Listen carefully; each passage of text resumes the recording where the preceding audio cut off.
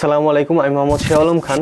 আমি আজকে আপনাদেরকে দেখানোর চেষ্টা করব বিভিন্ন কোম্পানি যে রাইড শেয়ারের মাধ্যমে টাকা তুলেছে এই টাকাটার ইউটিলাইজেশনের ব্যাপারে তথ্য আপনারা কোথা থেকে পেতে পারেন। তো রাইড শেয়ার রিলেটেড ইনফরমেশন পাওয়ার জন্য আমাদেরকে ডিএসসির যে অফিসিয়াল ওয়েবসাইট DSEBD.org এখানে আসতে হবে এবং তারপরে আমরা যদি কোম্পানিজ সিকিউরিটিস ইনফো এই জায়গায় ক্লিক করি তাহলে আমরা নিচের দিকে দেখব IPO RPO rights proceeds utilisation. এখানে যদি আমরা ক্লিক করি এবং এখানে রাইট প্রসিড ইউটিলাইজেশন এখানে যদি আমরা ক্লিক করি তাহলে দেখব যে এখানে অ্যালফাবেটিক অর্ডার অনুযায়ী দেয়া আছে অ্যালফাবেটিকভাবে যে কারা কারা কোন কোন কোম্পানি রাইটের মাধ্যমে টাকা তুলেছিল এবং কবে এই টাকাটা কোম্পানি তুলেছিল, কবে কোম্পানি টাকাটা রিসিভ করেছিল এবং এই রাইটের মাধ্যমে যে টাকাটা তুলে সেটার ব্যাপারে একটা প্রসপেক্টাস দিতে হয়। যে প্রসপেক্টাসের ভিতরে আসলে ওই ইনফরমেশনটা দেয়া থাকে যে কবে নাগাদ কোম্পানি টাকাটা ইউটিলাইজেশন শেষ করবে, কবের ভিতরে এই টাকাটা তারা ব্যবহার করা শেষ করবে। তো সেটা এখানে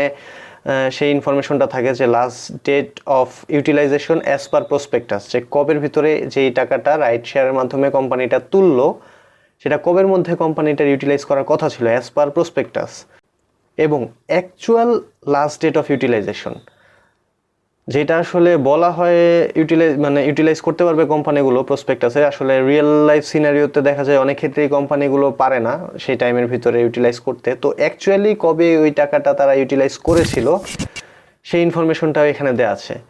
তো এই পিস অফ ইনফরমেশন অ্যাকচুয়ালি আমাদের যেভাবে হেল্প করতে পারে, যদি একটা ভালো কোম্পানি হয় যারা রাইট শেয়ারের মাধ্যমে টাকা তুলেছে, তো তাদের যদি ইউটিলাইজেশনটা পুরোপুরি শেষ হয়ে যায়, আসলে রাইট শেয়ার তোলার one of the major reason হচ্ছে যে হয়তোবা বিজনেস এক্সপানশন করবে কোম্পানিগুলো।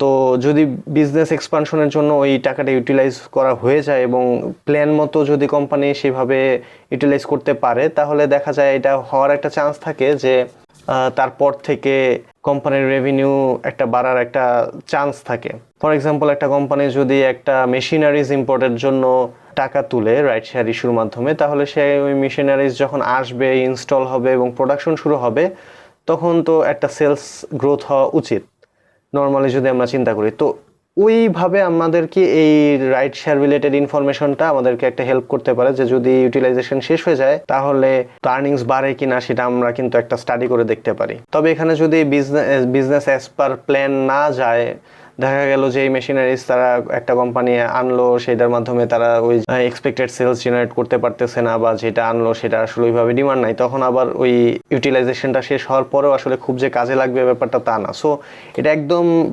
শিওর বলা যাবে না যে ইউটিলাইজেশন হলে আর রেভিনিউ বাড়বেই, তবে এটা আমরা একটা নজর রাখতে পারি যে ইউটিলাইজেশনটা শেষ হচ্ছে কিনা। তো এই ছিল আজকের ভিডিওটি যদি আপনাদের ভালো লেগে থাকে তাহলে লাইক এবং শেয়ার দিতে ভুলবেন না।